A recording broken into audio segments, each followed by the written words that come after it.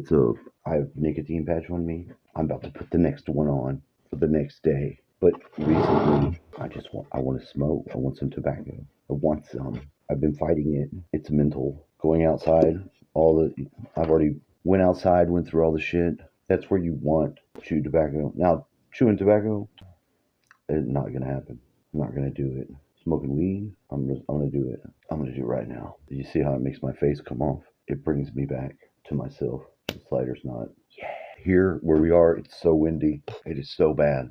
A lot of people have power out. My friend just said we've had like the cedar pollen shit that fucks with you. Don's got it. You can hear it coughing out all this shit. It's very sticky. When you're breathing, it'll sound like somebody's talking.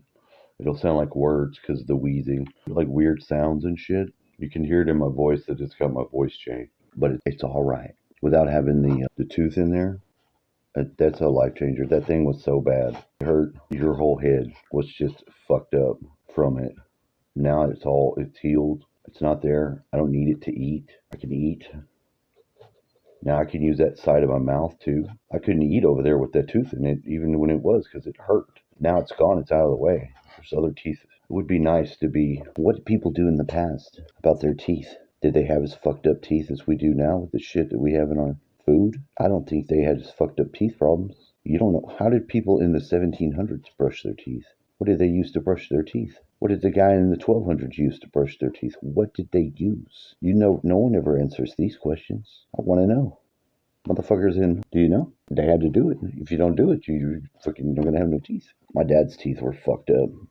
He didn't have any by the time. I don't know how he ate what he ate. If to gum that steak, cooked him steaks, that's what he wanted to eat. You'd eat that and potatoes. I agree. I want some meat too. All this other bullshit poor people food, soups and stuff, make you fat. Meat will keep you lean. If you can eat meat, the carnivore diet would be great if you could afford it. Can't afford anything. But on a lighter note, I got the 2 subscribers. You know, that's how much I weigh. 2. I live at 5'2". I'm not going to get that fat. I'm generally in a better mood. Although I want to make this video and then I'm going to go to sleep. I'm going to take some antihistamine, anti-congestant, whatever the fuck. In fact, I'm taking it now. These are old. I gave some to dude, and the ones he got, I don't know how, were reduced by time to powder, some of them. This one looks pretty normal. Doesn't look out of place at all. It does have one strip of discoloration, but I don't care. I'm going to take it. And I'm going to take another one, but I need 2 of them. Replacing the habit of just craving smoking something, whatever you do in the morning, that's the hardest one to get over. And to do it, it's all mental, you know? It's all mental, and it's so many years of doing the same shit. So many years of just doing something stupid. Smoking, using tobacco. It does give you something to focus your mind on. That's what the tool in magic, the knife, was always about. It was the mind. Because you can split, you can penetrate the subject, you divide it so that you can understand its parts.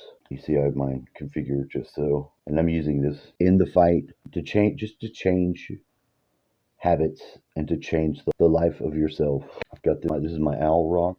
You can see the owl in it. That's all I see it. And I'd found this one in the wild. It is a scraper, and you can see it whenever, like I had this and it had fell on the side of the table back there, and when I was cleaning up, and my dad he lost all his body weight. He was about to die. And I found this on the floor and I grabbed it. It was already mine. I already knew. But when I grabbed it, I could hear ancestors like the Indian Native Americans. They were saying, all that weight that just come off of him, we can help you to be the weight to pick him back up. Like I got that from this rock. And I knew that's what they did with it. It was profound. Very profound thing to get that help when you need it, because I had to like get right behind him, get on the bed to get my arms to where I could get underneath his shoulders and then move him so I didn't like fuck him up. You can't just throw somebody over your shoulder, you know. All these weird little complex moves you have to make where you have to apply all the strength you have, but in the most delicate, merciful way is not easy. It takes the heart. It does. The whole way you approach the whole world requires you to have this. I got my shungite on. I tried to put the cross my friend gave. It's got such a small hole in the top piece, and I had a piece of wire that was like this that would fit through that hole, which is very, very small. I bent it once. I was trying to cut the excess off, but it was just stabbing the shit out of me.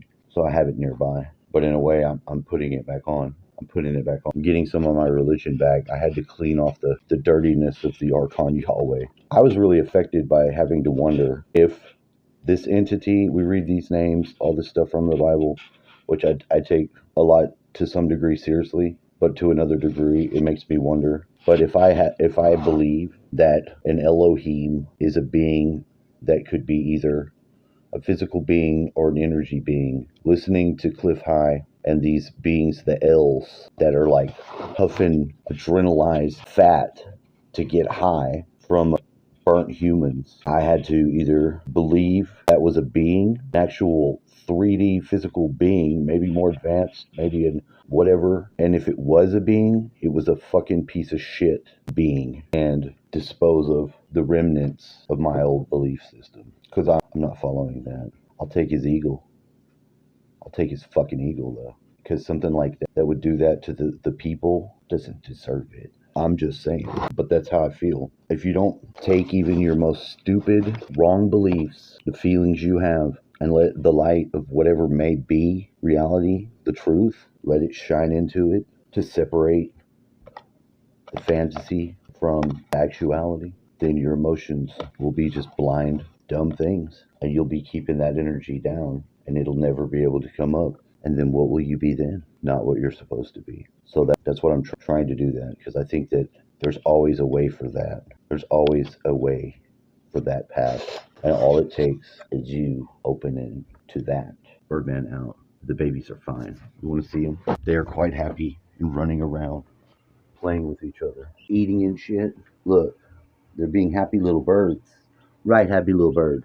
Do you see yourself in this little bird? So I like to pick them up too, but I'm trying a little bit of a more gentler approach to them, especially having one just die. I just put my hand in there with them and let them peck at it and touch it. Try not to grab them or surround them or pick them up.